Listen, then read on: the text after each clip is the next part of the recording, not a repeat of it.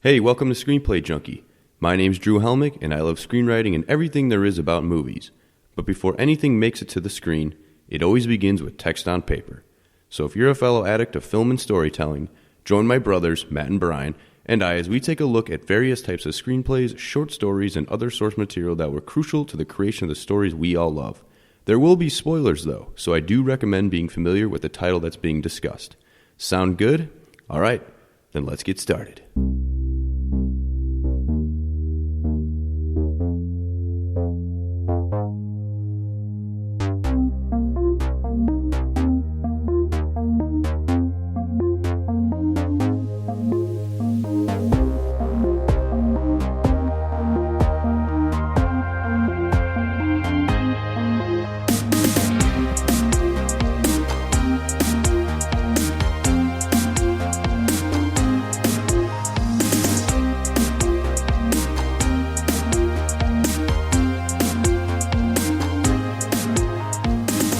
Fellow story addicts to Screenplay Junkie episode 53. Drew, Matt, and Bryan here, and today we have a Disney movie about fat camp. You know, we're taking it to the summertime. It's approaching. We're all looking to get fit and in shape here. Yeah, you got to get that beach bod going, right? And where better to get a beach bod than fat camp? I don't suspect any camps will be going on this summer, though.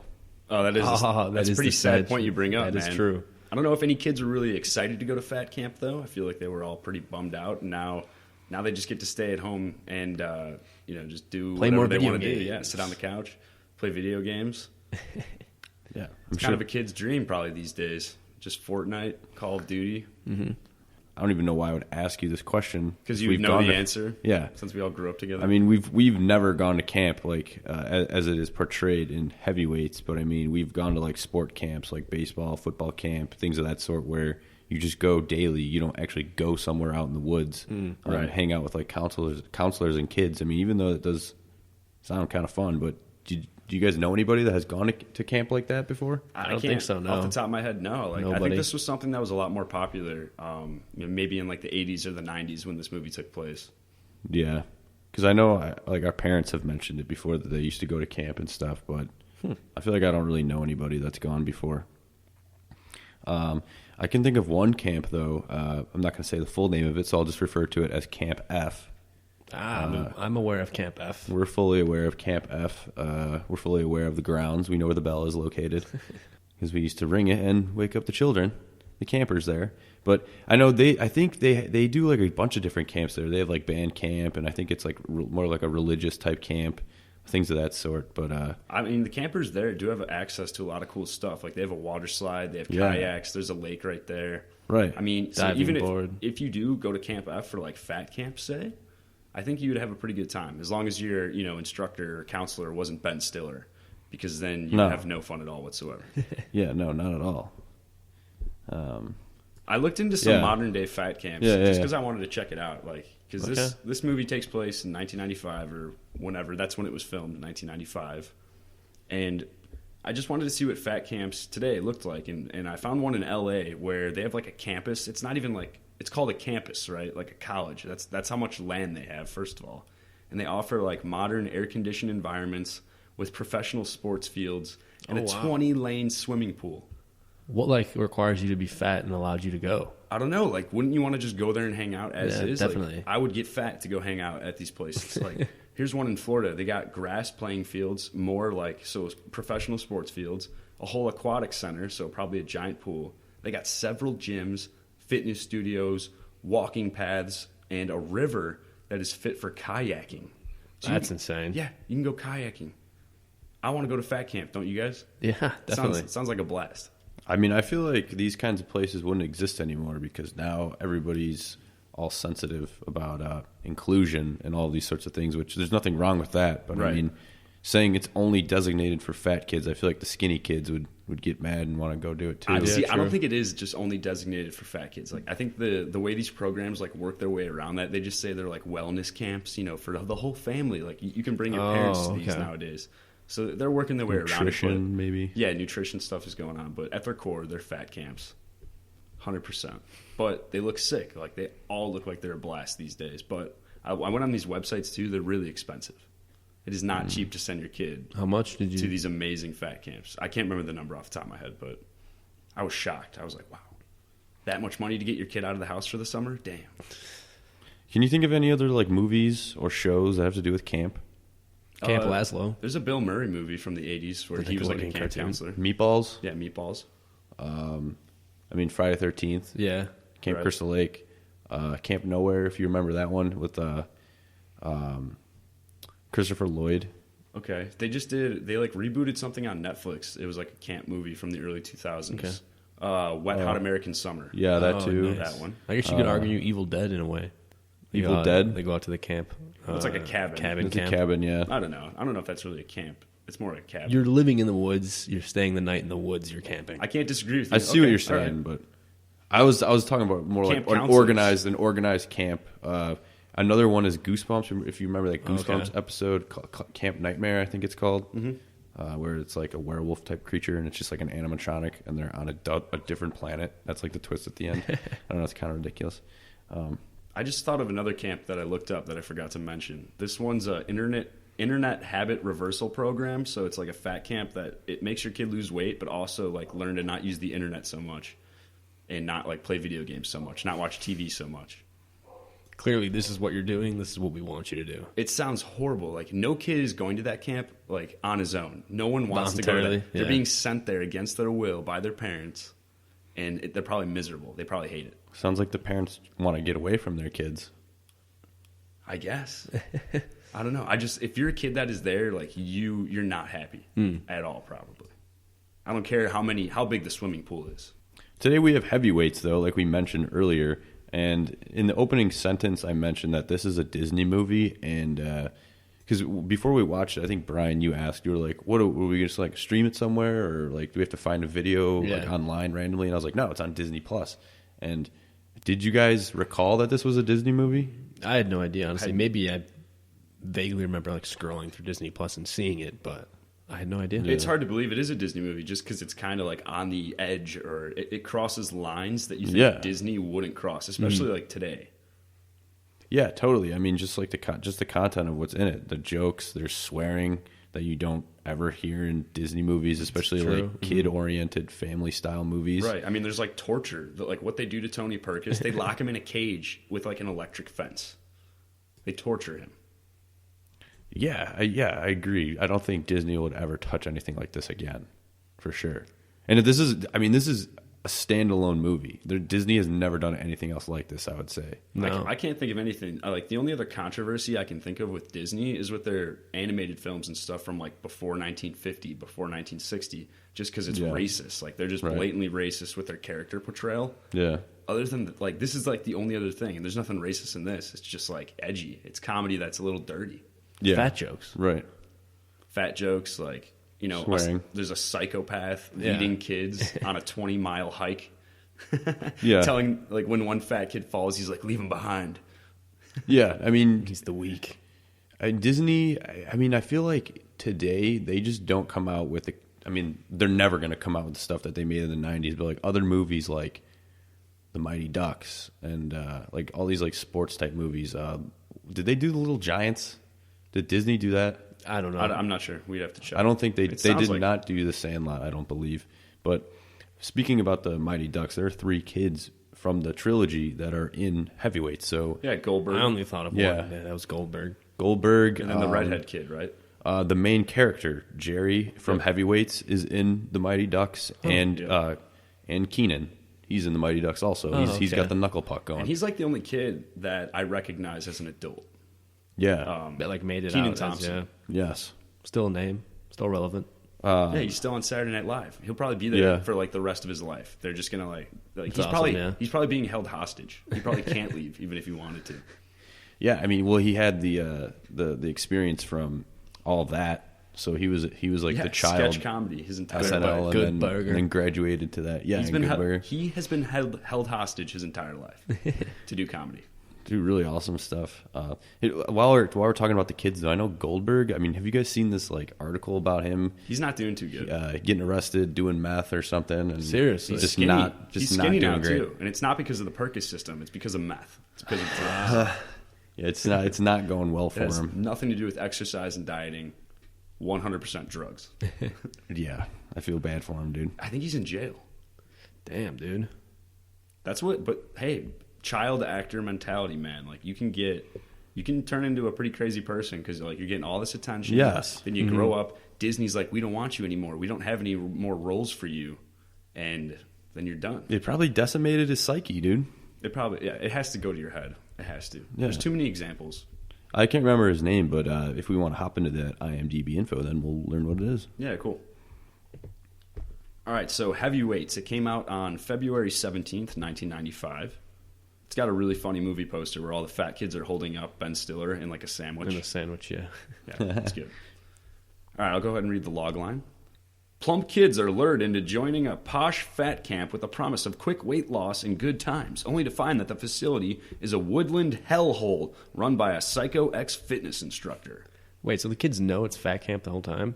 It's Yeah. just not Ben Stiller fat camp? They think they're going to like a happy fat camp. Okay. Yeah, to just like have fun and go on the blob and use go-karts and do it in paint and do whatever other stuff. Yeah, and have fun while losing weight. And probably, yeah, that's true. And probably lose to the MVP team at the end. Well, yeah, they've never, Yeah. up until the end of this movie, they had never beaten the MVP kids. Yes, yes. All right, so this movie was directed by Steven Brill, also written by Steven Brill, and Judd Apatow wrote this movie. Yes. Yep. Some of his early stuff. Yeah, this guy's like a king of comedy these days. He's like every Yeah. Seth Rogen movie, he's producing it or Yeah. directed it or wrote Yep. it. Like, Right? he's a really funny guy. I mean, Superbad, right? He wrote Superbad? Maybe a part of it. I thought it was Rogen and... No, I think he directed it and Okay. helped. Actually, I don't know if he directed. I think he just helped produce it. Because that was Seth Rogen and Evan Goldberg who wrote it. Right. Okay. Well, Yeah. the guy's hilarious. He's got a really good like eye for comedy. Yeah, totally. Starring in Heavyweights is Ben Stiller. That's really the only name like worth mentioning. All these, or Kenan Thompson too, right? But Ben Stiller, right? The character he plays in this, Tony Perkis, doesn't that remind you of another character he played? White Goodman. Yeah, White Goodman from Dodgeball. Dodgeball. They're like the same kind of guy, just like a fitness guru, over the top. A douchebag. Yeah, I would say White Goodman though was like more over the top fitness, and then Perkis was just more over the top insane. Like, remember the part when he talked to himself? Yeah. He's like, "What's going on, little Tony?" I mean, they would be best friends. They would spot for each other in the weight room for sure. Absolutely. And geez, like the two of them together, my gosh, like they could take on the universe. Definitely. I mean, they're probably two of my favorite villains in comedy for sure. Just on how they act, they're like just insanely. They're hilarious. Insane. They're insanely insane. Another thing that I thought would be funny, because you know at the end of Dodgeball when White Goodman is like the big humongous fat dude, right? Yeah. And he's eating all that food. I mean, Tony Perkis, he could live that fate too. After getting caught at the end of Heavyweights, he could turn into that character that White Goodman turns into at the end of Dodgeball. Because it's like the same fear they have in a way. Yeah. I guess. Yeah. All right, so let's hop over to the trivia for this. There's not a lot on this movie. We already mentioned that Ben Stiller plays a really similar character in Dodgeball. You have to think that the guy who wrote Dodgeball, like, used some of the inspiration from Tony Perkis to make White Goodman, right? Because they're just too similar. Or it could just be Ben Stiller stepping in and being like, "I'm going to do this. This is who White Goodman is going to be." That's true. I mean, for all we know, the writer like wrote that role specifically for Ben Stiller. We don't know, but yeah, it's just crazy that the characters are so similar. Yeah, right. This is pretty wild too in terms of Ben Stiller. His parents in real life play the old couple that actually owned the camp in the beginning of the movie. Okay. Yeah. The Bushkins. Such like a nice name, Mr. and Mrs. Bushkin, right? They probably give out really good candy on Halloween. The Bushkins. Yeah. You go to their house. King size. Full-size candy bars, absolutely. Hi. That's how they greet Their them. chant. Yeah. Yeah. Gosh, that would be so annoying to have to do that as a camper every single time. Ugh. All right, let's talk about Goldberg. In real life, his name is Shaun Weiss, right? He didn't even want to act in this film as a kid. Like, they presented it to him. Disney went after him. He didn't even want to do it. I guess he didn't like the idea of, like, being in a fat camp, right, in a movie. Okay. I don't know if he was, like, Dude, come on. It was like What's a kid the making word? fun of him. I don't know, fat He was shaming. uncomfortable being fat, maybe. I don't know. He's a movie star at this point in his life. But Disney told him if he didn't do the movie, then he would not be in Mighty Ducks 3. Wow. They literally just leverage. Yeah. And now we wonder why this guy's so messed up. Like, Disney just used and abused manipulated him, put him in any little fucking thing that they could imagine, like, that he would do good in. And then when they were done with him, they were done with him. Isn't that crazy, though? They were like, you can't be in Mighty Ducks 3 unless you do this movie. Huh. But as a kid, you're like, okay, fine, I guess I'll do it. I don't know why he wouldn't want to do it anyway. Yeah, it's money. It's just like come on, you're dude. hanging out with other actors, like especially because you already did one of the Mighty Ducks movies with 2 of those other kids. Yeah, true. Yes. Ben Stiller, although Ben Stiller was like on the rise at this point, he wasn't really a movie star. All he had, like, I looked at his page, and all he had done to this point, like, he had his own sketch show from 1992 to 1995, the Ben Stiller Show. Yeah, never heard of it. I mean, you weren't even born, so I'm not surprised you hadn't heard of it. Mm-hmm. I'd never heard of it either. Like, it doesn't surprise me that he's not in sketch comedy anymore, but it's pretty cool that he had a show at that point. Mm-hmm. I think all he did was just like do parodies of other shows and movies. Oh, okay. Yeah, I've never watched an episode of it before, but I've heard of it. It'd probably be fun to go back and watch a little bit. Just to recap, just to see. Yeah. So we already talked about earlier how this is like surprising that it's a Disney movie.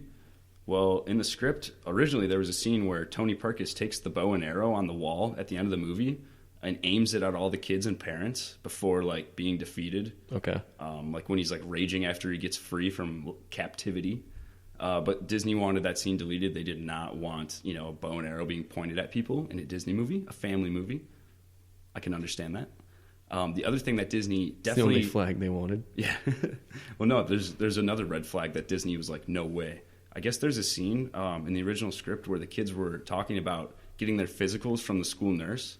And they were all talking about how they hope they don't get boners while getting their physicals. Okay. And Disney was like, no boner talk. Whoa, roll it back.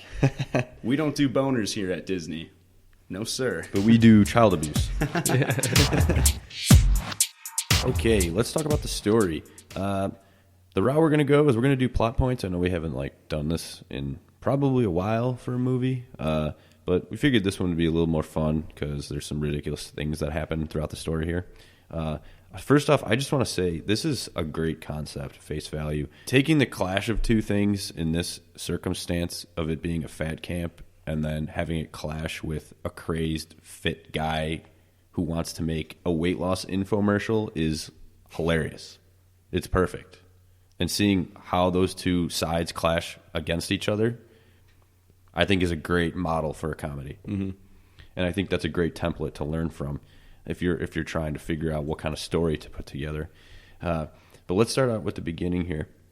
So we meet Jerry. He's our main character, and he gets told by his parents that he's going to be going to fat camp that summer. And he doesn't want to go, of course. Yeah, naturally. Yeah. So whatever, he travels there, yada, yada, yada. We meet some characters. And when he gets to Camp Hope, he meets his bunkmates, and they're called the members of the Chipmunk Cabin. And we follow them for the rest of the movie. But I love how, too, all these kids besides our main character, they've been going to the fat camp for years and years, it seems. Their favorite place, and they're all still fat. Right. All of them don't look like they've ever, lost weight, ever. Yeah, I mean, even their counselor is pretty fat, right? Because he's been there for 18 years or something, he said. At this point, it's pretty evident that this fat camp is just more of a fun camp. Yeah. Exactly. Have fun. That's all that matters. But when we meet all these kids in this particular cabin, we see that all of the kids have smuggled food from the camp. Yes. Yeah. Fun camp, not a fat camp, like I said. Yeah. So, candies and meats. One kid has a salami duct taped to his back. The deli meats had me dying laughing. I mean, I've never just ate a stick of deli meat in my life. Have you guys ever just whipped out a bag, opened it up, just took a bite of salami? I don't know. I've never done that. Only a Slim Jim. Yeah, exactly. The Slim Jim size. Right. Yeah, that's about it. I've had Smaller plenty version. of Slim Jims. So my question is, if you were, it doesn't have to be a camp or whatever. If you were smuggling in food someplace, what are you bringing in? If I'm smuggling in food, I feel like Slim Jims. We just covered mine. You guys just got right to my core of yours deli is Slim meats. Jim? Well, I mean, I would want us to bring ice cream, 100%. That'd be tough though. How am I going to keep it cold? Yeah, you'd have to keep it cold, man. I'll probably go with some chicken, baked potato, corn on the cob, and green beans. I'd go with some ho-hos. So do one meal. Yeah, just one. Ho-hos? Wait, you say green beans? Yeah. How are you going to stash that? Those aren't going to keep. There's areas that I can stash. I love Kit Kats. I like Hershey bars. What would you stash, Drew? Probably just like endless Flamin' Hots. Oh, Flamin' Hots. That'd be good, yeah. Yeah. I mean, I don't care, dude. I like anything. I'll eat whatever you give me. See, that would be hard. Flamin' Hots would be great. Like any type of carb, like chips. Oh my gosh, like chips and dip. If you could swing that. The problem is the crunch, right? You're chewing loud at night. You're trying to sneak that. I mean, your counselor could hear that. Bag opening real loud. They could bust you. Right. I don't know. Just wear some big cargos or something like you're smuggling into a movie theater. The way they hid their stuff, their candy, though, it was they had a really good system going. It was very Disney esque, like very cartoony. Like they're just moving things around, Floorboards, nooks and crannies, stuff in their beds. Yeah, the frame of the bed. Yeah, the frame of the bed with candy. Yeah, I mean, some kids had like briefcases or like built into their coats, like they were drug dealers or something. Yeah, or like they were carrying a bomb, duct tape to their chest. Yeah, right. And the one kid's candy all melted. Yeah, and then the one kid started eating it off his stomach. It was disgusting. Yeah. And then when we move on from there, we meet the owners of Camp Hope, who are Ben Stiller's parents in real life. And that's when they announce that the new owner, Tony Perkis, will be taking over, and the kids are mortified. Yeah, because they're losing the best counselors they've had. That's the reason they probably went back. Yeah. Yeah, and their entire summer that they thought they were about to have just changed in an instant. I mean, imagine being Jerry in that position. You don't even know what it's like to be at that camp, and now all of a sudden it's changing. Yeah, you don't even know like what those other kids are missing. True. You're instantly just like, Mom and Dad, like, get me out of here. Yeah, right. What is this? So now we get like these montages or just these scenes strewn together of Tony implementing the Perkis system. And I'm wearing the Perkis Power shirt right now. I am Perkisizing. So yeah, we see all these kids just do a bunch of ridiculous exercises. I don't know, like, you remember the one where they're sliding on whatever the hell it is? Yeah, what is that even going to do? It's like a smooth it's like a balance, platform, and you put like these socks I've seen like hockey players over your shoes. Yeah, it doesn't look fun at all. It just looks like it would hurt my groin. Yeah. And they were doing it on a hill. They were doing it on an unbalanced surface, so there was no way that any of them could keep their balance. Yeah. No, I mean, I think the funniest part about this is while they're all doing these exercises, they're being treated like they're in some like dystopian futuristic compound. And what I mean by that is, especially when they get on like the weigh scales and they're referred to as like note cards, because Tony like pulls out this card because he doesn't know who any of these kids are, and he refers to them by their full name, their age, and their weight, like they're prisoners. So he's like Jerry Garner, age 12, 141 pounds. Like, just like he's hilarious. Blue eyes, blonde hair. Yeah, he's 100% a dictator, and like all he sees these kids are like they're just assets to him. Yes, assets where he can be like, if I can make these children lose weight, I'll sell my infomercial, and then a bunch of people want to do my exercises. Yep, and then I'll impress my dad. The light fixture guy. Yeah, exactly. So while we're already being introduced and getting to know this first antagonist, Tony Perkis and his entire crew, mainly Tony though, we're introduced to another antagonist, and that is the nearby camp, who is Camp MVP, full of like kids the same age. Yeah, they're all jocks. It's a sports camp. Yeah, you're sent there because you're athletic. Meant to win. You want to go play sports. Yeah, right. And they're just coming over and just like, vandalizing. Yeah, vandalizing. Camp Hope, exactly. basically. Just bullying. Yeah, I mean, they never should have built like a fat camp so close to an athletic camp. Like that, they really should. Then they have like an all girls camp like down the street too. Like they're just all in the same camp lake area. This is like the campgrounds of camps.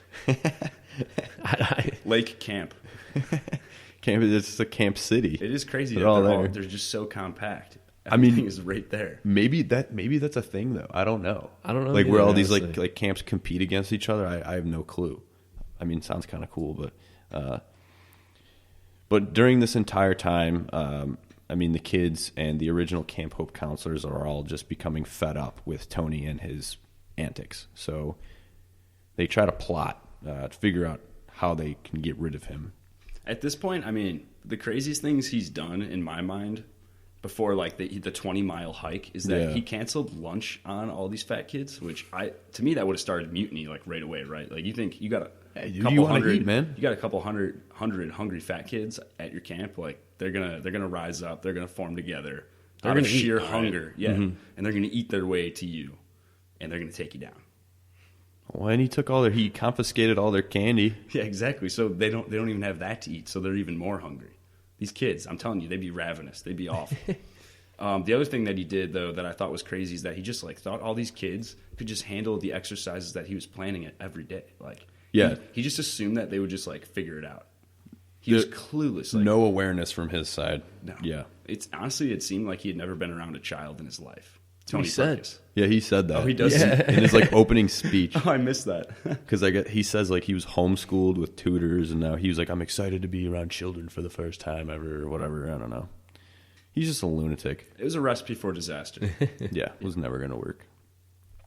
But I like that you mentioned the 20-mile hike, because this is when the kids fool Tony into a trap. And by the way, this is when we learn, like, just way more of how crazy this guy is, because first he jumps onto a branch, like, off a cliff face. Yeah, he's dangling. Yeah, like a gymnast. This is impossible. Look at me. But, like, that branch would have broke. Like, yeah, it was wobbling like definitely. Crazy. And then, ridiculous. And then they take, like, a break, and he's like, "All right, guys, you guys ready? We're gonna go climb that like 5,000 or 1,000 foot rock face with bare hand and bare foot." Free like, climbing. Yeah, just free climbing. It's like, he's like, "Don't worry, I know you can all do it. I believe in you." Yeah. It's like, you're insane. All it takes is belief in somebody can do it, right? But yeah, they fool him. If they failed to fool him at this point, they all would have died, because none of them could have climbed that mountain. Mm-hmm. I feel like they all could have just took him over.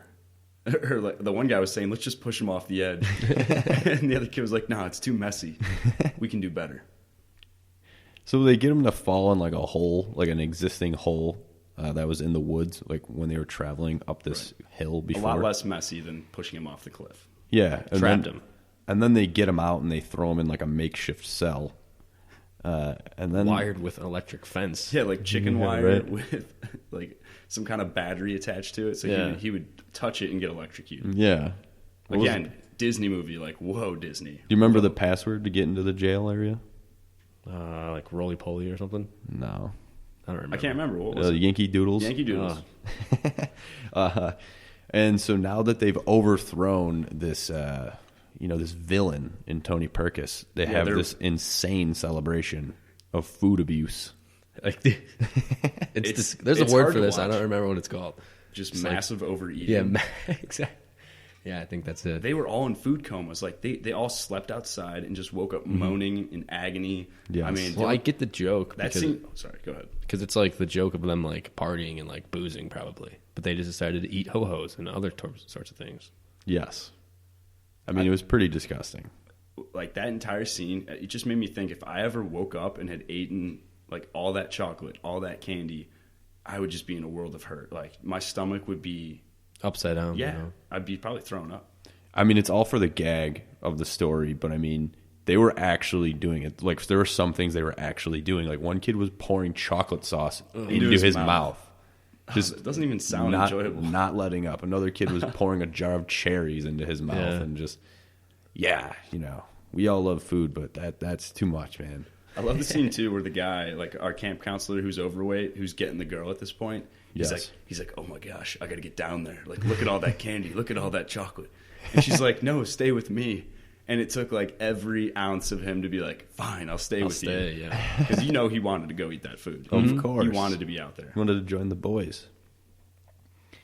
And then the next major point that comes across is Parents' Weekend. I'm trying to imagine what Parents' Weekend would have looked like if Tony was around, Wouldn't the parents have shown up and been like, "All right, this guy's weird." Yeah, definitely. Like, what kind of, like, itinerary would he have provided for the parents? I don't know. A workout system for them. The movie would have ended the same. Like, he would have been stripped of his power. At that exposed, place. yeah. Yeah, exactly. Yeah. So the parents show up. Tony's still in his cell, and they have, like, a VHS tape that they made. Camp Hope or Camp Hell? Yeah. Yeah. And they just show the parents all of these things that Tony has been doing to the kids, all the child abuse, all these ridiculous things he makes them do. I love how they throw in the one Goldberg's eating a rat that he finds because he's so hungry. Right. Like they just like made a fake rat, and then the one guy's like, "Yeah, I thought I'd spice it up, add some stuff in." Yeah. But Tony gets out because he fools Nicholas, the English kid, to a Hershey kiss. I can't believe breaks that. out. Like, I hope nobody else found out about that, because that's pretty low to be falling for a Hershey kiss. Yeah, right. It's like, come on, like maybe a whole chocolate bar, but exactly, yeah, not a Hershey Kiss. I mean, that's not even a snack. One Hershey Kiss, that's nothing. Right. But Tony gets out, and he's just hanging out in the rafters of this building, watching as their video they made concludes. Fully insane at this point. And he loves it. And he even says, it's kind of funny. It's like a self-aware line even about the movie where he says, I don't know, the villain was a little over the top. Which is pretty good. I love when he starts throwing the glasses on the ground and just starts walking over it. Like, yeah, look at me. Ooh. Right. Psycho. And then he just like knocks himself out doing a backflip or something. Yeah. Mm-hmm. And that's how they defeat him. But the original script had him doing those backflips, grabbing the bow and arrow off the wall and pointing it at people, and then he got knocked out by another parent. Okay. But Disney was like, no bows and arrows. Yeah, that makes sense. I mean, Jesus. That's pretty crazy. And that's when Papa Perkis comes along, and that's played by Ben Stiller also. And they're trying to figure out who's going to take over the camp because now the owner is gone. And that's when Pat steps up, the 18-year veteran. And he takes the lead role.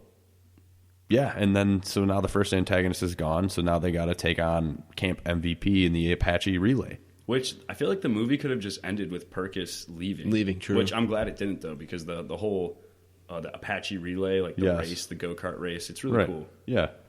It's it's like a fun time. I think I would like to be there if I was a part of it. Oh, for sure. 100%. And it's kind of necessary. Again, this is a Disney movie. Our underachievers, our underdogs have to overcome and win, right? Yeah. It's a Disney movie. Yeah, right. They have to defeat the foe that is considered better than they are, or appear to be better, however you want to term it. But yeah, let's talk about the final competition. What kind of things do they have to do? At first, it was like mostly athletic stuff, like sack racing. Yeah. Seems like there was some running. Yeah, like a wall climb. Then it turned more like goofy skills with the balloon shaving, shaving cream on a balloon. That sounds kind of fun, honestly. That'd be kind of tough. Yeah, I think. But then there was like history and like knowledge questions, trivia, stuff like that. And then what was the last event again? Go-kart racing. Go-kart, yeah. I want to go back to the history or the intelligence area, whatever it was called in the movie. Those questions were insanely difficult. Yeah, they were bad. Yeah, remember the math question? It was a formula that seemed to go on forever on that blackboard. Yeah, something that you would definitely need a calculator for. Yeah, it was that, and then it was just like solve for X, and then there were other ones where name vice presidents. Yeah, name 5 U.S. vice presidents. I could not do that. Neither could I. And then there was one about paintings. You had to name the name of the painting and the person who painted it, and yeah, that's all really difficult stuff. They're really quizzing these 12-year-olds on their culture knowledge and mathematics and all these things. Yeah, this is really advanced stuff for like this age group. It has nothing to do with losing weight at all whatsoever. No. But yeah, so we get to the crazy go-kart part, and they eventually win. Camp Hope wins. Yeah, the go-kart race was cool. I like the stunt where he jumps over the other kid. Yeah, it was pretty legit. Also cool. Very obvious that it was a grown man in that go-kart, not a fat kid. Of course. But just classic, the underdog winning, because in the end, Pat and the team, they don't care about the trophy at all. He chucks it into the lake, and of course the MVP are like, what are you doing? And they want the trophy because that's all they care about. But I guess Camp Hope is just having fun. It's not all about trophies. It's about life. And fun, yes. And losing weight. And just accepting who you are. Feeling good in your own skin. Mm-hmm. And taking in the fruit trays so the insects don't get it. I could say that maybe I can use the Perkis system right now. Just because of all, staying indoors this whole time. You want to slide and glide? I could get in some wicked cool shape.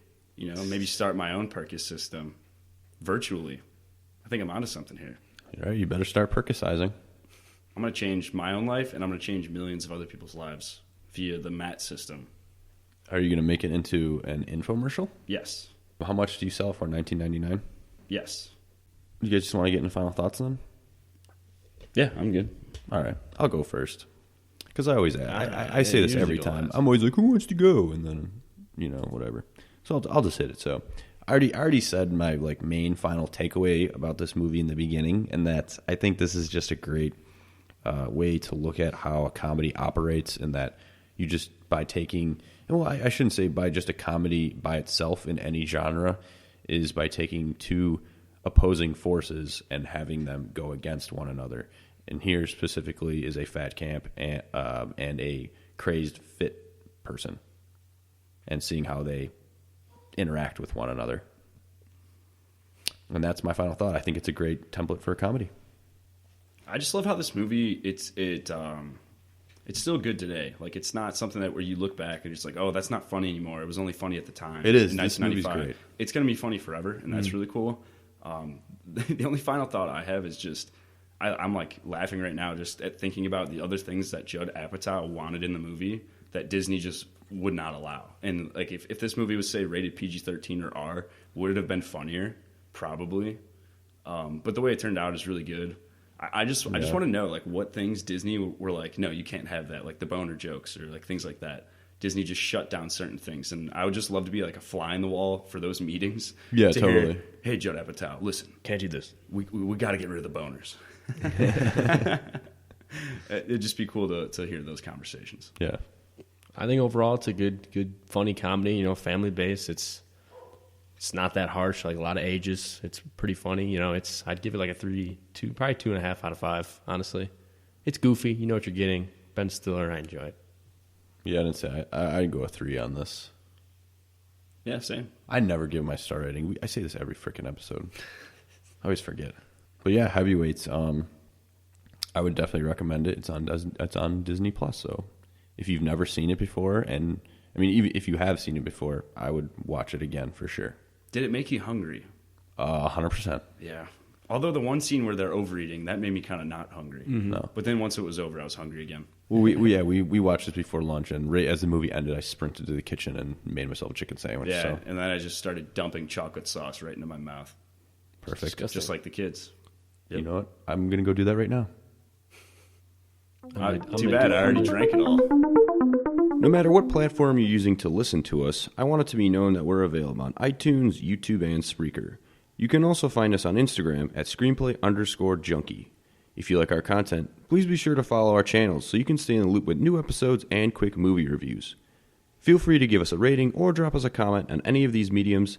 Any feedback or interaction is greatly appreciated. Got any scripts you think we should read or movies we should review? Shoot us a message on our Instagram or email us at screenplayjunkie.show@gmail.com. We'd love to hear from you. In the next episode, we're going to be taking a look at Neil Marshall's 2005 UK horror film, The Descent. Thank you for listening. We hope you can join us next time.